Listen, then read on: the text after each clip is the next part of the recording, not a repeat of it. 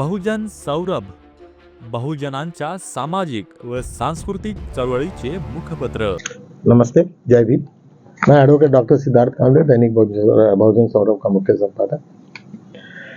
झोरानी ममदानी की कहानी एक अजीब सी है। ये नवयुवक न्यूयॉर्क सिटी में जाता है। हजारों कई सालों से जिन लोगों की सत्ता थी, जिस पैसे के बदौलत वहां का एक बहुत बड़ा एक शोषक वर्ग था और हर वो शोषण करता था अगर लोगों के।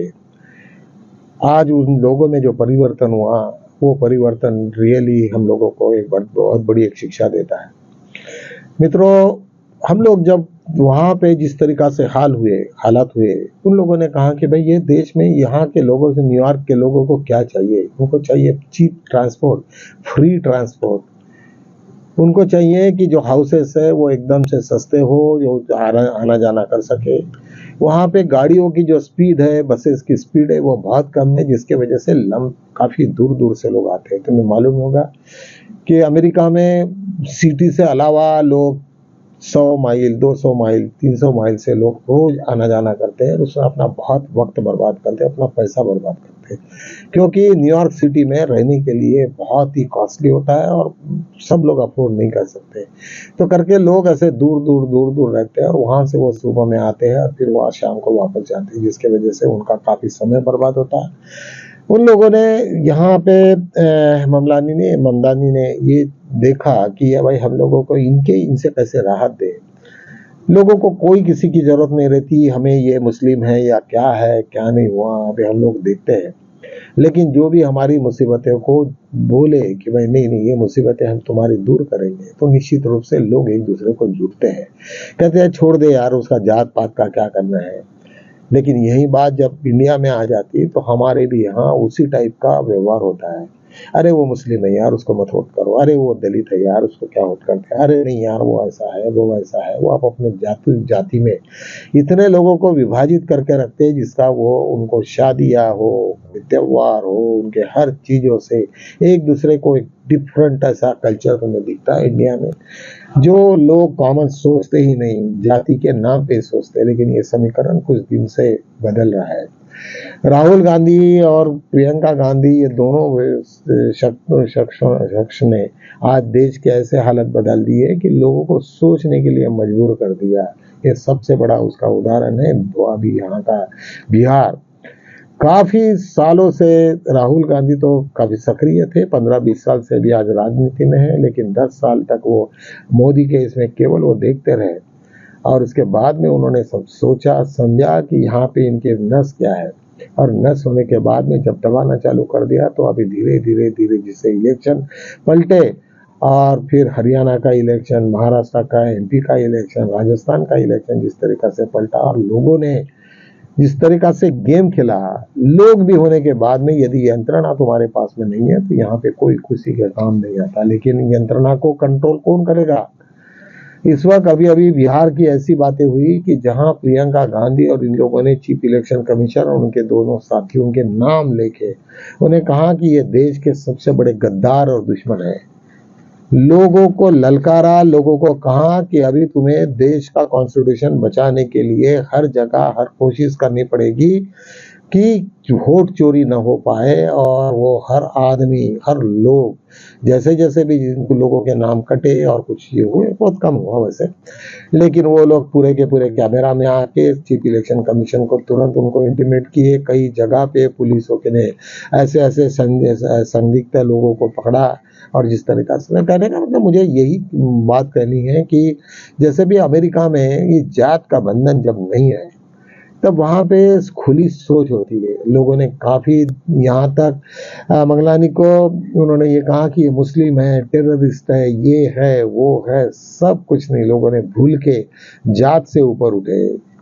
और इस तरीका से यदि चलता रहा तो निश्चित रूप से देश में कुछ ना कुछ तो भी ये होगा। उन्होंने ये किया कि मैं पूरी की पूरी बस सेवा मुफ्त करूंगा, जो भी है, और जो भी रईस लोग होंगे उनके ऊपर मैं टैक्सेस लगाऊंगा और वो टैक्सेस से आने वाले पैसे को लोगों में ये करूंगा। निश्चित रूप से ये बहुत अच्छी बात है। और उन्होंने जिस तरीका से न्यूयॉर्क सिटी हमारे पूरे अमेरिका में सबसे बड़ा, जैसे यहाँ पे इंडिया में दिल्ली का राज यूनियन टेरिटरी का जैसे जिसके हाथ में रहेगा, लेकिन इस वक्त उन्होंने वैसे भी बीजेपी ने रहने नहीं दिया। तो उसी प्रकार न्यूयॉर्क का जो भी राजा रहेगा, जो भी मेयर रहेगा, उस न्यूयॉर्क पूरे के संपूर्ण अमेरिका को नेक्स्ट वो उसी के तरफ में देखते हैं और लोग भूलते हैं और जातवाद का इतना इफेक्ट नहीं होता। सो मित्रों, आज उनकी हर चीज़ों को मैंने उसको उनके पूरे इंटरव्यूज को देखा, हर चीज़ों से परखा जाना, और वो इतना सॉफ्ट, इतने मतलब पावरफुल वो ऑडियंस है, मतलब वो उनका ऑडिटरी है कि जिसके वजह से लोगों को उन्होंने काफ़ी ऐसा चेताया और उन्होंने बताया कि नहीं नहीं, ये तुम्हारी लड़ाई ये अभी अमीरों के साथ में है, अभी तुम्हारी लड़ाई गरीबों के साथ में नहीं, ये तो सब तुम लोग गरीब मिलके वो लोग एक्सप्लॉइट कर रहे हैं। ये सब चीज़ों को उन्होंने बताने के बाद में निश्चित ही इसका असर अमेरिका पे हुआ और न्यूयॉर्क सिटी का एक बादशाह, इंडियन ओरिजिन का ममलानी, और उन्होंने पहले ही कहा कि वो जात का राजकारण नहीं करते, मैं यहाँ पे लोगों के दर्द को मैं महसूस करूंगा, मुझे कुछ नहीं अभी जो मेरे हाथ में नहीं था तो मैं मुस्लिम हुआ। इसका मतलब ये नहीं कि मैं लोगों के काम ही नहीं करूँ, ऐसा कुछ भी नहीं है। और लोगों ने सोचा कि ठीक है भाई बर्थ कोई हो जाता है तो उससे क्या करेंगे। तथागत डॉक्टर बाबा साहब आम्बेडकर ने भी कहा कि जो मैं जिस महार कम्युनिटी में पैदा हुआ तो वो तो मेरे हाथ में नहीं था, लेकिन मृत्यु निश्चित मेरे हाथ में है। मैं मरने के पहले मैं हिंदू बन के नहीं मरूंगा, उसके बाद में मैं जब तक कोई अपना धर्म का परिवर्तन नहीं करता और हिंदू को छोड़ता नहीं तब तक मैं नहीं मरूंगा। तो ऐसा जब आदमी मैच्योर्ड होता है, कई लोग हमारे देश में बुद्धिज्म के तरफ में बहुत ज़्यादा डाइवर्ट हो गए, उनको समझ में आया कि यहाँ पे जो खोखलापन है, जहाँ पे जात के नाम पे लोगों को एक दूसरे को लड़ाने का काम है, ये सब बंद होना चाहिए। यही नहीं तो आरएसएस को भी लग रहा है कि ये जातियाँ उन्हें ही बर्बाद कर देंगी। आज हर जगह पे मैं देख रहा हूँ कि हमारे इसमें भी काफ़ी लोग अपर कास्ट रहे या लोअर कास्ट और आपस में लड़कियाँ हर जात में उस वक्त कोई किसी की जात न पूछते हुए भी वो शादियाँ कर रही है और बड़े पैमाने में हो रही है। यहाँ से जातियाँ वैसे टूटना चालू हो जाएगी। आज आरएसएस के लोग या कोई भी जाति के लोगों का भी ध्यान में आ गया कि जातियाँ आदमियों ने बनाई है, जहाँ पे भी लड़का और लड़कियाँ एक दूसरे के साथ में रहते हैं, बनते हैं और उनको बच्चे हो जाते हैं तो सब भूल जाते हैं, कोई जात नहीं रहती, कुछ नहीं रहती। ऐसा तो होगा नहीं ना कि कोई एक पर्टिकुलर लड़के के जात से कोई संबोधित तो होता नहीं है। सो मित्रों, आज फिर और एक अच्छी खबर थी कि जो बिहार में जो आज इलेक्शंस हो गए वो बड़े शांति से हो गए। कुछ जगह पे बीजेपी के कुछ लोगों को दौड़ाया गया, सब लोग अलर्ट थे। कुछ जहाँ पे भी कुछ प्रॉब्लम्स रहे वहाँ पुलिसों ने काफ़ी हैंडल किया। ओवरऑल जो हिंसा हर वक्त होती है ऐसे टाइप की कोई हिंसा नहीं दिखी। और इस वक्त नीतीश कुमार ने एक बहुत बड़ा खेल किया, जहाँ पे भी उनकी जो तीर था, जिसको उनका निशानी थी, तो जहाँ तीर नहीं चला तो क्या कंदील चला। कंदील मतलब जनता दल का, लालू प्रसाद यादव का, तेजस्वी यादव का और गठबंधन का भी जो भी लोग हैं वो सब के सब लोगों ने सब साथ में रहे। इन लोगों ने जो भी कुछ लांछन लगाए थे अंदर से, इनके ऐसे है वैसे है वैसे, कोई किसी को सुने नहीं उन्होंने और काफ़ी अच्छे से हुआ। लोगों ने वैसे ही प्रेडिक्शन चालू कर दिए है जो जिस तरीक़ा से इलेक्शन हो गया।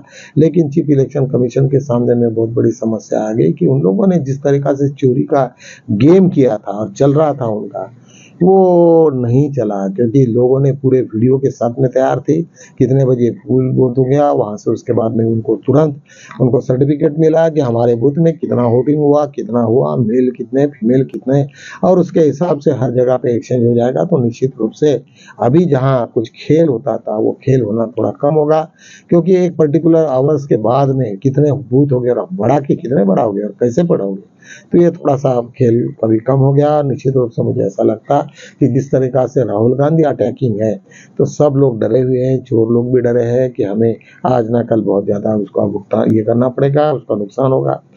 डोनाल्ड ट्रंप ने और फिर दोबारा आज नरेंद्र मोदी के ऊपर में और एक बॉम्ब फोड़ा। उन्होंने कहा कि नहीं, तुम्हारे यहाँ पे ऑपरेशन सिंदूर में 8 तुम्हारे ये गिरे थे हवाई जहाज। ये तो पहले तो उन्होंने नकारा था, फिर धीरे धीरे चालू हुआ, फिर 5 हुए, फिर 6 हुए, फिर अभी तो कह रहे हैं कि 8 हो गए।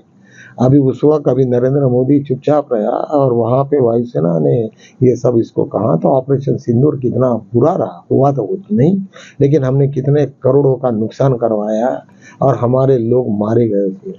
तो ये सब सिचुएशंस आज आई तो देख के तो लोगों को बहुत ही परेशानी हो गई कि ये कैसा हुआ है। तो वो एक बहुत बड़ी खबर थी। बिहार में तो मैंने ऑलरेडी तुमको बताया। निश्चित रूप से मुझे ऐसा लगता है कि आज का ये जो जिस तरीका से इलेक्शन बिहार में चल रहा तो लोगों को अभी थोड़ा होप लगने लग गई, और यही नहीं तो संपूर्ण स्टेट को भी हो गया। और ये दोनों भी गुजरातियों को अभी कुछ ना कुछ तो भी सबक सीखने को मिलेगा कि हम हर वक्त इसको नहीं ये कर सकते। लोगों के सामने में हम कुछ नहीं कर सकते। जब तक ये देश में डेमोक्रेसी है तब तक तुम्हारा आवाज है।